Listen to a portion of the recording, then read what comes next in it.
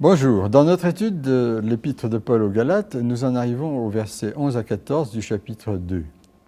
À Jérusalem, comme on l'a vu au début du chapitre, Paul avait été discret. Il n'avait pas provoqué de scandale, mais avait discuté en privé avec les responsables de l'Église. À Antioche, il va avoir une attitude différente. En fait, Paul utilise les mêmes armes que ceux auxquels il s'oppose. À Jérusalem, selon le texte, verset 4, certaines personnes s'étaient glissées pour espionner. Paul, alors, lui aussi, va agir en coulisses. Il a un entretien privé avec les membres fondateurs de l'Église. À Antioche, c'est tout différent. Pierre agit non pas en coulisses ou en privé, mais publiquement. Paul va donc le reprendre publiquement aussi. L'enjeu, cette fois-ci, ne concerne pas simplement des idées ou des paroles, des discussions, mais la pratique concrète dans la vie quotidienne. Que s'est-il passé? Pierre est venu visiter l'église d'Antioche. Cette église est la première implantation chrétienne en terre païenne.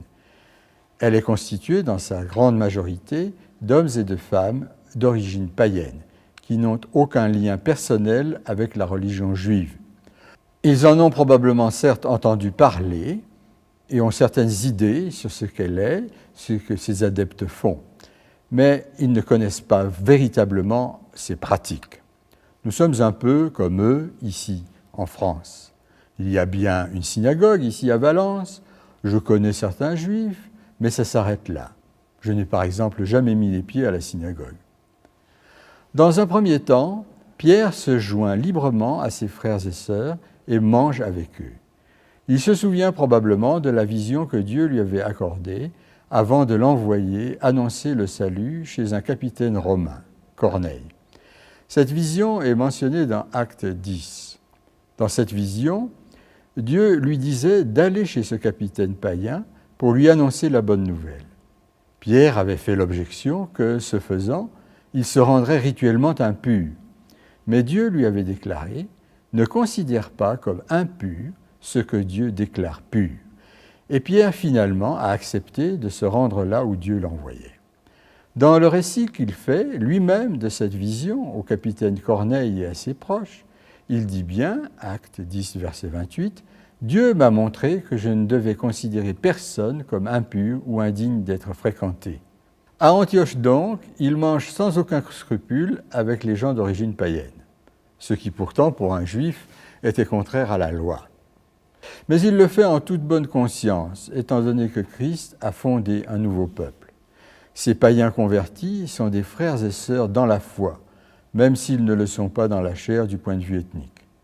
Puis arrivent à Antioche des frères venus eux aussi de Jérusalem, envoyés par Jacques, nous dit le verset 12. À partir de ce moment, Pierre cesse de manger avec les chrétiens d'origine païenne et se joint à ce groupe d'origine juive. Cette attitude de Pierre conduit les quelques chrétiens d'origine juive d'Antioche, y compris Barnabas, à l'imiter.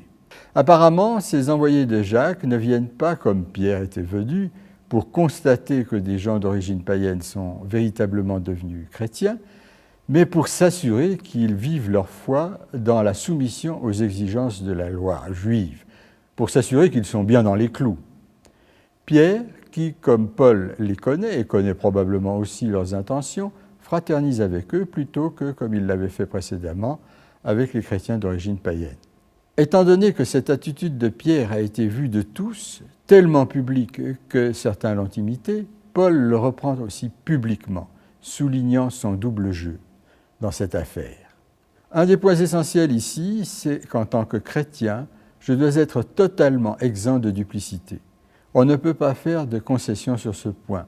Autant je dois être compréhensif et conciliant en n'imposant pas de charges inutiles à d'autres, autant je dois être intransigeant sur l'essentiel et personnellement vivre une vie qui soit en parfait accord avec ce que je proclame.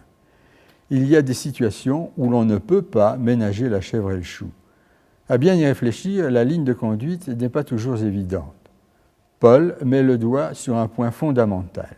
Il est impossible, dans la situation qui est rapportée, que Pierre ait agi en toute bonne conscience. Or, il est capital de garder en toutes circonstances une conscience pure. On se rappellera ici les condamnations très dures de Jésus contre les hypocrites, ceux qui tiennent un double langage, est rapporté dans Matthieu 23. C'est qu'en fait, l'hypocrisie est un mensonge conscient. L'hypocrite se ment à lui-même consciemment. Il sait pertinemment que c'est A qui est vrai, mais il fait comme si c'était B. Dieu est prêt à pardonner le pécheur qui reconnaît humblement son erreur, mais il respecte notre liberté. Par conséquent, pour celui qui s'aveugle consciemment et délibérément, il n'y a pas de pardon.